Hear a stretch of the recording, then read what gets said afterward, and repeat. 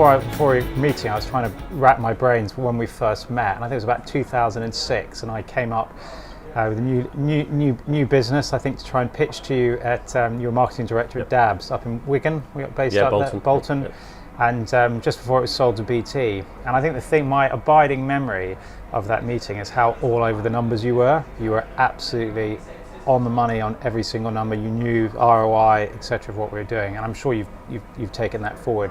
Now you're Group E-commerce Director at Shop Direct. Can you, just as a sort of opener, give our listeners just a bit of a view of Shop Direct and the journey you've been on, and perhaps talk about some of the consumer brands underneath the hood, but the journey you've been on for the past 3-4 years? Yes, certainly. It has. You're right. It has been a while. It's been a long time. In certainly in the e-commerce years, it's been a long time. Shop Direct, so I joined Shop Direct in 2010. Okay. And we've been on an incredible journey. You know, it really has been. When I look back now, and I've been talking to quite a few people just the last few months, just kind of like catching up. So when you joined, you were catalogue, were you? Yeah, we were absolutely catalogue. So we were online. We did have an online business, but we were quite late to the online game. Yeah. You know, we were crashing businesses together. We were crashing great Universal stores into Littlewoods, and there was other things on our kind of like our minds rather than just the online bit. Yeah. So actually, as a business, we were fairly behind the mark, so to speak, in online. But then mobile came along. You know, back in October 2010 was when we first really started seeing mobile, and we kind of believed then that yes, we've not missed the first online wave, but we could jump on the second online wave, and that wave was mobile. You know, we were able to see really early on that we absolutely needed to nail a mobile website. At the time, I haven't heard this phrase a long time ago, but we had to nail an on rails mobile website. It's not a phrase that's used anymore. So we launched our first mobile website towards the end of 2010, and the kind of, I'm going to say the rest is history, but it's been from that point on where we've just grown at a phenomenal rate, particularly Very.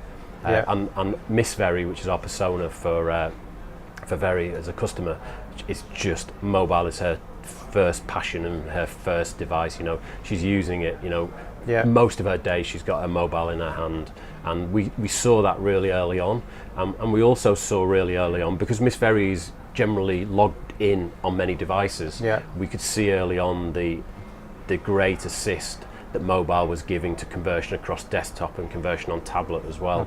So while some people were looking at mobile thinking, it's converting it, it's an add-on and it's converting at half desktop, we need to still concentrate on desktop. We very early on were able to connect those customers across multiple devices and see the assist factor. So back in 2011, when Google kind of brought up their enhanced campaigns, a lot of people jumped out of mobile, and a lot of people, thank goodness for that, we don't have to bid on mobile search anymore because we don't see it convert. We were like, no, it's time to invest in mobile. So there's no kind of detriment to you really then, not missing out, but being behind on the, if you like, the desktop or the fixed web, whatever you want to call it. It was almost in some ways an advantage to you. I think it was definitely an advantage, but we also at the time had still some age-old practices. So we didn't really have a test and learn culture. You know, there's companies ahead of us on test and learn. We very rarely late to the market in that. Realised that we had to build our experimentation culture in the business. Fast fail, for a catalogue business, fast fail is 12 to 18 months, because a catalogue lasts 6 months. And we were really good at testing. We tested every single catalogue, went out, but we didn't have this kind of like fast fail mentality. So we were quickly, it came about in October 2000, talking to someone before about this actually, it came about in 2010, where we had a product page, we needed to change the product page, but we weren't going to do it. We had people in our business, what we call hippos, who wanted to change the product page, and we were like, we are not doing that unless we test it. And we tested it and proved that if we'd have gone live with that product, we went live, if we'd have carried on through to peak, we would have lost about 30 million in sales, because so you massively changed the culture as well then, really. Exactly. I'd love to talk to you about that in a bit, actually, that kind of innovation culture. And just on that sticking on that mobile theme, so mobile is now front and centre of your business, of Very and Littlewoods, effectively. Absolutely. And I noticed that you launched a mobile app. And so one of the hot topics that people often ask me is, should it be an app, or should I stay with mobile web, or vice versa? How did you come to the decision to launch an app, and how's it been since you did? So we launched an app in December 2014. We'd been passionate mobile web evangelists. We'd been out at conferences, we'd evangelized about mobile web since 2010 saying that no matter what device customers come on, we want them to have a perfect experience, and that is mobile web. And that was going back to the time when there were Symbian apps and there was BlackBerry apps and things like that. Then we kind of got to the mid part of 2014, and our customers, who we listen to obviously all the time, our customers were telling us that they felt more secure inside of an app. Okay, now, interesting. You've got to think we were a credit business as well, so we're a regulated FCA financial business. And our customers were saying that when they're paying their balance off, when they're checking the statement, they want to feel secure, and they feel more secure in an app. We had some spare investment funding for the year, so we decided there and then, do you know what, we need to put an MVP out, put a minimum viable product out in the App Store, in the iOS App Store. So we launched a really basic app in December 2014 that had hybrid shopping, so it was containered shopping, so it was effectively our mobile website in a container. But we built all the secure stuff that our customers were saying they wanted. We built it natively into the app. So, but it was still a minimum viable product. You know, there was a few features in there. And since then, we've kind of like iterated to the point today. You know, we've had over 1 million downloads. It's a 5-star app. There's not too many 5-star apps out there in the Play Store and the iOS app Store.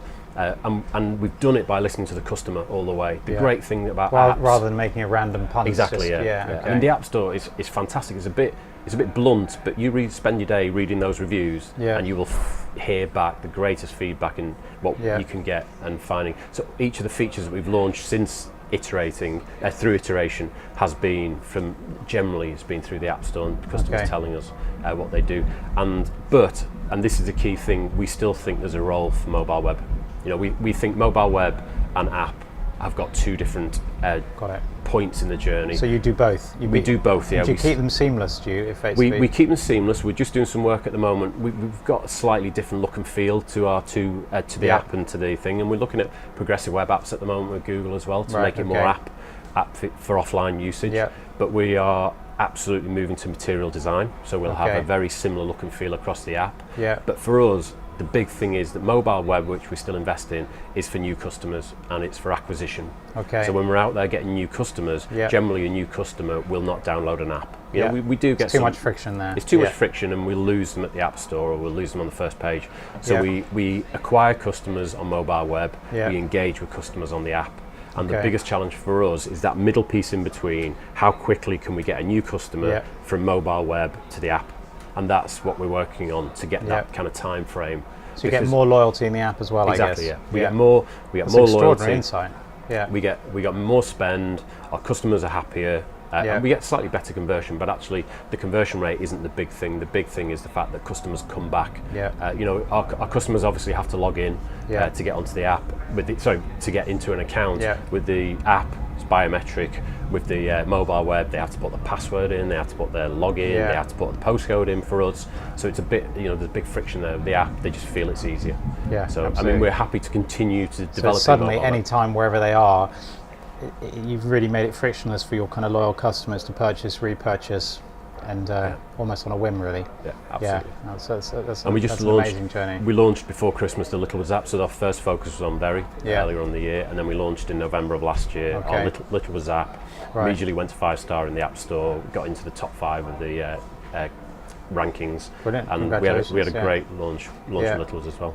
And how do you think about kind of personalization when you look at that journey and the kind of apps and that the mobile, desktop and apps? Is personalization something you're starting to think about? Yeah, so personalization has been at the heart of our strategy in digital and data for about 18 months, 2 years. So it's, you know, at the end of the day, Miss Very is, customers won't come to you and say, we want a personalized world. However, Miss Very will come to us and say, do you know what, I don't want to thumb through 30 pages of dresses. I want you to I want you to personalise the dresses or curate the offering for us. And that's what we're working on at the moment. You know, the gallery page. How can we curate that offering?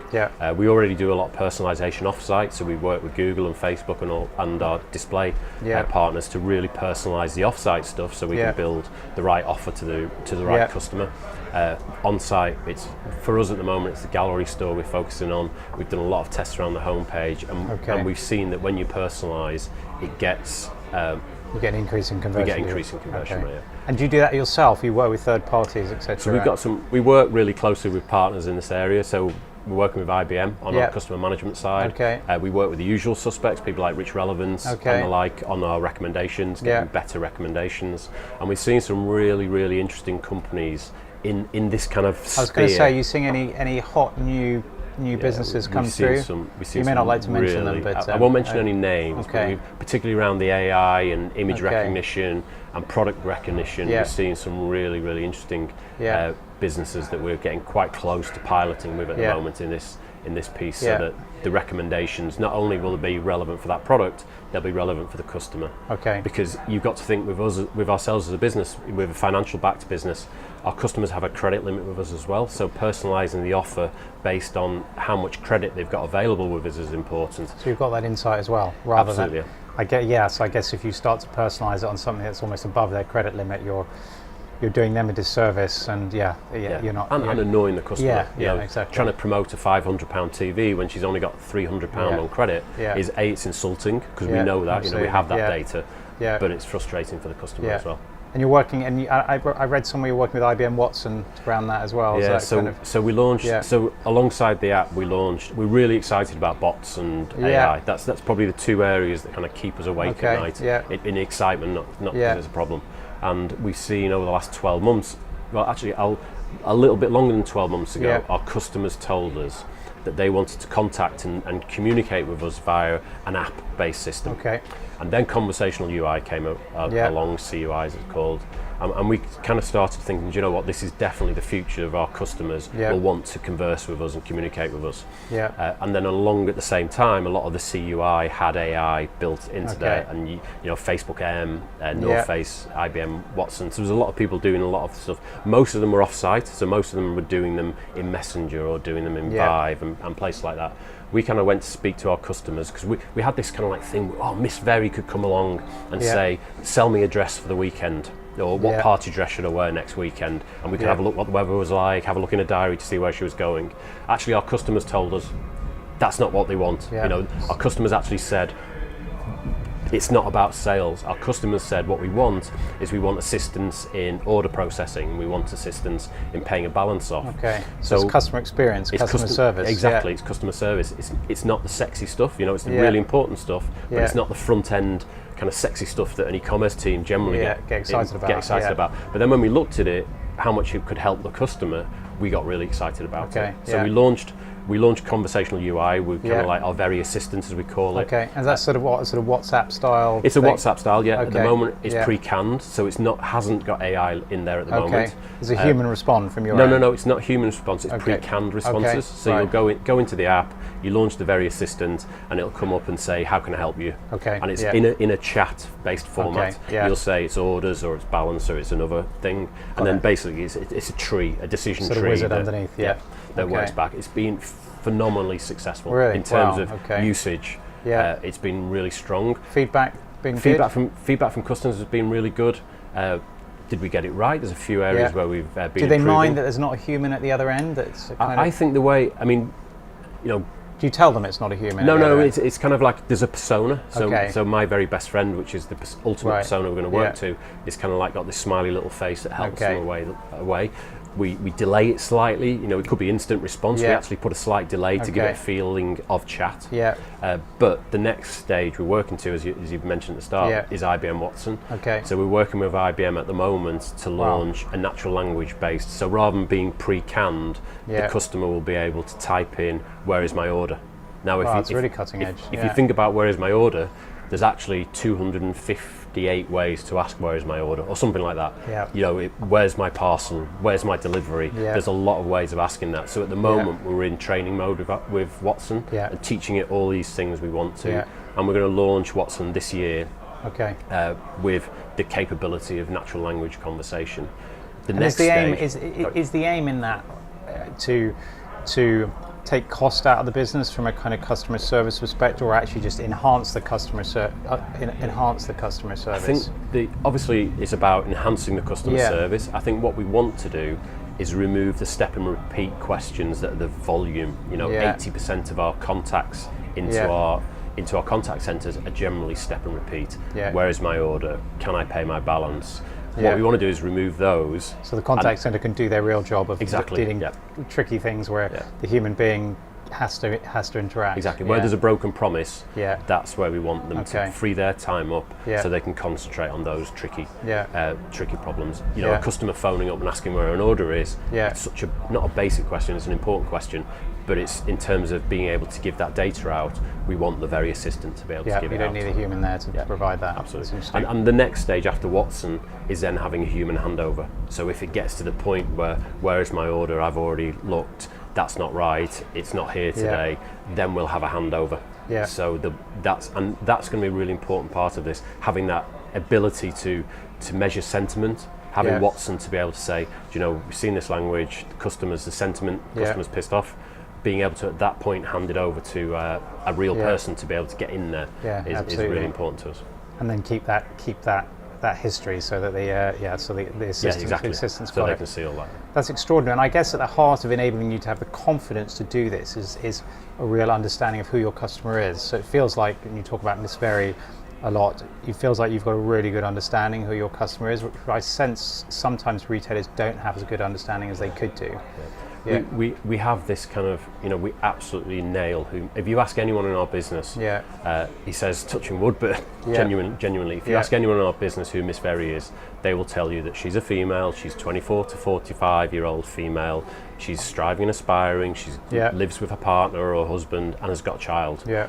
They'll all get that. They'll all understand who our customer is. Now, obviously, there's different personas as well, but that's the main persona that we build our shop for. Okay. And that's been a really important part of getting our teams and colleagues to understand who the customer is and who they're building the shop for. And then do you have a different? I mean, Littlewood strikes me as being a broader base. Is that right, or is that my naivety? Similar. We have this debate quite a lot in house actually, because the question was, should there be a Miss Littlewoods? Yeah. Actually, Miss Very and Littlewoods are very close in persona. Okay. The only difference being for us is that Miss Littlewoods, if we had one, would be slightly older. Okay. So actually, she's very similar in socio-demographics. Yeah. She's just slightly older. And does that mean that as you start to think, obviously you've got, you know, I know it's not WhatsApp, but a WhatsApp style chat functionality, would you be hesitant to take that across to Littlewoods because of older demographic, or do you kind of build first in Very and then move things across? Generally, we'll launch on Very. Very's got more customers, so tests generally happen quicker. But generally, we then bring it into our UX lab. So we'll bring, as a general UX session, we bring non-customers in, we bring customers in. We bring Littlewoods customers in, see how they reacted to the CUI, and then work out whether we're going to launch it or not. And so you mentioned at the beginning that when you arrived, you had to embed that a learn fast culture, for want of a better word, and you just touched on the lab that you created. Can you tell us a little bit about how you test customer experience, user experience, and the lab you've created? So we absolutely want to be evidence based. Everything we do is not hippo led. You know, it's not about the highest paid person's opinion. It's about the customer. And we've got all the data in the world. We've always been a data-led business. It's a first for me, by the way, the highest paid person's opinion, hearing it defined as hippo. It's great, But or the loudest voice, right? It's not the loudest voice. It's, at the end of the day, it's Miss Very. And we had the data, but the data only tells you what's happening. It doesn't tell you why. And quite often we'd be looking at the data going, we've no idea why the customer exits on this page, or we no idea why the customer doesn't do this. And we were using UX labs. You know, we had a lab in London, we had a lab in Manchester that we'd kind of like rent for a day and things, but we weren't getting people to the lab, so we weren't getting the senior stakeholders who owned the product and that we were trying to develop. They wouldn't come in and watch the customer. They'd get the exec summary at the end of the program of UX, and we were like, you know, we want to bring a UX lab in-house, so those product owners or those owners of the actual product we're developing could come in and see the customer interact and see why there was problems happening with that journey, or why we were improving that journey. So that for us is the UX lab tells us the why. We've got the data that tells us the what's happening. The UX lab helps us understand the why. And are the people that come in, are they kind of part of an advocacy group, an advocacy group that you keep and nurture as part of Very, etc., or are they just sort of a random selection of customers that volunteer? Yeah, they're just, when I say random, we obviously decide who Yes, they are. So yeah. when we were launching very exclusive, Yeah. we made sure that the customers coming in with the target are very exclusive, Right, not the okay. target of very. Yeah. So we're very specific on that. But generally, Okay. it's not a panel that we keep bringing in. Okay. We want to bring in different customers New people, all the time. Yeah, okay. And how about innovation? So you've obviously, you don't have catalogues anymore, is that right? Nope, no catalogs, So- no paper. If we get time, I'd love to kind of, the emotion of switching off the catalogues must have been quite an interesting journey. But just on the innovation, what do you do? How do you keep innovation alive in the business and fresh? So yes, how do you manage that? It's something that we think about and worry about all the time. Yeah. You know, we've been innovative enough. It's quite easy for businesses, I always think, to have innovation as I'm being a bit binary here, but a bit sort of, well, it's on the PR, right? We do innovation, but actually not making it part of the business. But it seems like you're keeping it in as part of your business, really keeping it driven. I think we kind of like really encourage our teams to be, so things like hackathons. Yeah. If we go back in that journey, which is about 12 to 18 months ago, Yeah.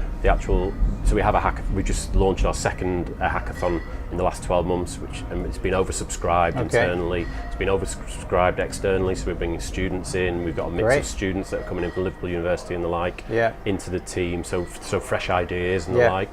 So the very assistant we were talking about before actually came out of a hackathon that we did in February last year with IBM. That's a fantastic result. It was a great result actually. Of the 10 teams that were in there, or around about 10 teams, 3 of them came out with a conversational UI, and actually one of them was very similar to what we've actually launched. Okay. We brought it in from the hackathon. We then sold it up to Alex, actually, our chief exec. We actually, very early on, we said, Alex, this is the direction we're going in. Yeah. He was blown away. He was so, if there's, of the things we've done over the last 18 months, this is probably the one that it was kind of like a bit of a light bulb moment for Alex and the rest of our exec.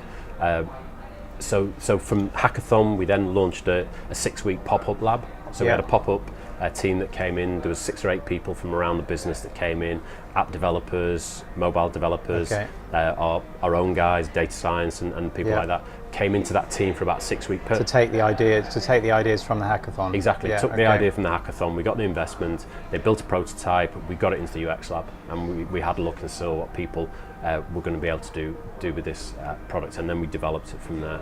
Well, great result. Great story. Yeah. It's a great story of success. I mean, it's not the only way we deal with innovation. Sure. I think there's ideas. One of the challenges we're working on at the moment is we've got 4,500 colleagues who've all got lots of ideas. Yeah. We still haven't nailed how can we take those ideas into, it's all part of a funnel at the end, from the idea to the customer. How can we get those ideas and you need through? to keep that feedback loop so they keep giving you ideas even if you don't use them. I'm quite passionate as well that the person who had the idea should be the sponsor Yeah. to almost to the end result, because they're the ones that are most passionate about. Maybe not the product owner, but certainly a stakeholder in the idea, and we haven't nailed that. We've got many parts of the funnel of innovation kind of nailed, but not the whole length yet of that kind of like inception of an idea to the prototype. So I would say every 2 months there's some form of hackathon, whether it's in customer management or we always start with a hypothesis or a problem that we're trying to resolve in there. I would say probably at least every 2 months there's a hackathon somewhere in the business that's being sponsored by somebody. That's very agile. That's great. Yeah. And then marketing, you're obviously very dear to your heart, I guess, from previous background. How do you think about your sort of spend split between digital and traditional? And is it you all digital now, or you kind of is the majority digital? No, we're still very much a cross-channel marketer who sees the advantages of above the line, sees the advantages of outdoor. We do a little bit of direct mail with customer management, so we're very much a multi-channel marketeer. Obviously my heart is in digital marketing, but I very much see the advantages and we see the uplifts when we do a TV campaign. We absolutely see the advantages of it online. What we're trying to get is much more data-led for those advantages. So we're just doing a piece, we're bringing a new attribution partner in at the moment. So we've got a version 1 attribution which we developed with our own data science team. We're about to bring another partner in that we're just finalising through at the moment. they've got, for instance, a TV part of their attribution model. So we're putting all our TV advertising in from before Christmas and seeing, can they see the signals there that are saying that TV advertising, the spots that we're doing there had an uplift to our paid search in this area. And we're working with 3 partners at the moment in this particular area, because that make it much more kind of ROI led, I guess, the above the line. We're making it much more ROI. However, each part of that marketing funnel has different KPIs. So ultimately, if you look at retargeting's KPI is fundamentally conversion. It's absolutely, it's right at the end of the funnel. Or maybe somebody like Quidco or Hot UK Deals, they're right at the end of the funnel. The customer's intent is high in shopping. At the front end, the above the line, Very's still not got mass brand identification. So we need to build brand, otherwise it's just very trading led kind of. Okay. So the TV, nice mix. It's about the marketing and understanding there. So we're a mass marketeer across many channels, and I think we'll always be that. My background is performance marketing. That's my part. I only see that getting bigger because there's particularly with some of our partners, we can fill, and with display and Canvas on Facebook and some of the display work we're doing with Google, we can absolutely see that brand is going to come into digital as well. So I digital completely agree. Brand is going to become very important in that. And how you mentioned retargeting, how do you avoid retargeting becoming spammy, if you want, for want of a better word? Do you have worries around that, where the customer is being, I sometimes, as a sort of personally, when I'm out and about online, you get either a product or a service or a holiday is appearing after either you've booked or you finish ceasing being interested, and it carries on tracking you around, and then I almost then start to feel that has brand damage to the brand that's continuing to serve that. Curiously, not to the agency or the software provider, it's the sort of brand. Do you worry about that? We definitely worry about being spammy to our customers in any shape or form, or being spooky. I think retargeting is a really interesting one. So we've been a strong retargeter and an evangelist of retargeting for about three and a half years now. And our customers tell us that they want to see relevant advertising. What could be more relevant than a product they're interested in? That's at the top end, and that's the reason why we do it. However, there's other challenges about, what happens if that TV that Miss Very was looking at, she's bought somewhere else? And we're still trying to sell her that product. So we're working with some partners at the moment that potentially could stop us. You could get third-party data in. Exactly. Absolutely. So we're working with a few at the moment who will be able to cancel that out. We then want to get closer. So we're not instant in terms of she could buy it now and we could retarget it the next hour. We need to get better at that side. We absolutely see display, maybe not behavioural retargeting is what we're talking about. I see there's a big advantage in bringing your CRM work into your retargeting as well, or programmatic display. And that's the bit that really excites us now. I think we're 80% of the way there on product retargeting and behavioural retargeting. The CRM based retargeting is the area that we're getting really interested and excited about at the moment. Again, personalising the off-site world for Miss Very. So it's absolutely about helping the customer rather than hindering them in any way whatsoever. Absolutely. We've got to 60% of our customers opt out of email, in general. This is big. That's not just us, but in general in the world at the moment, it's a big number. How do we attract those customers? How do we get to those customers off-site? I guess they're downloading your app, so that's the quid pro quo. If you can get them to download the app, and then you've got the relationship. Exactly. And just as a sort of a kind of looking ahead, really, in a way of perhaps closing out our chat. When you look ahead over the next 5 years, what are the technologies out there that really excite you from a retail perspective? I think obviously I'm going to say AI. Because AI. Absolutely, you're there playing with that now, and not playing with it. Actually, you're using it now. We've got 2 use cases in anger at the moment of AI. One's credit decisioning, one's customer management. But I think it's across the e-commerce spectrum that AI is going to come in. Whether it's product recommendations, we're talking to a couple of companies out of Stanford at the moment that's doing some incredibly exciting stuff in visual recognition, and then product matching and product recommendations. I think AI is probably the most exciting. AI, and then if I can have 2. You can absolutely have 2. You can have 3 if you like. Right, okay, I'll take 3. So AI, conversational UI, Yeah. and then what we've seen with Alexa and what we've seen with voice. Okay. We were over with Amazon in October actually talking Yeah. to them about Alexa, and I think that's just going to, conversational UI is next, Yeah. but I think voice is. Can you paint a picture of voice and the opportunity there? You know, initially, you know, you got people walking around your houses, walking around your house at the moment saying, my wife hates this, saying, you know, Alexa, switch my lights on, Yeah. or Alexa, play this on my Sonos or whatever. Yeah. I think the customer's going to get used to that, and I think shopping is going to become a part of that. Okay. It might be our customers, harking back to the CUI side, Yeah. our customers might say, you know, very, where is my order? Or very, how long is it till my very order delivers? Or Get it. So very, it's from a service perspective, it's a customer Yeah, experience and absolutely. service rather than very tell me which raincoat to buy. I think the service will come first. Yeah. I think the next stage will be you're sitting in front of your telly, you've got your Amazon Fire Stick in the back Yeah. of your TV, or another stick, you Yeah. know, Google Yeah.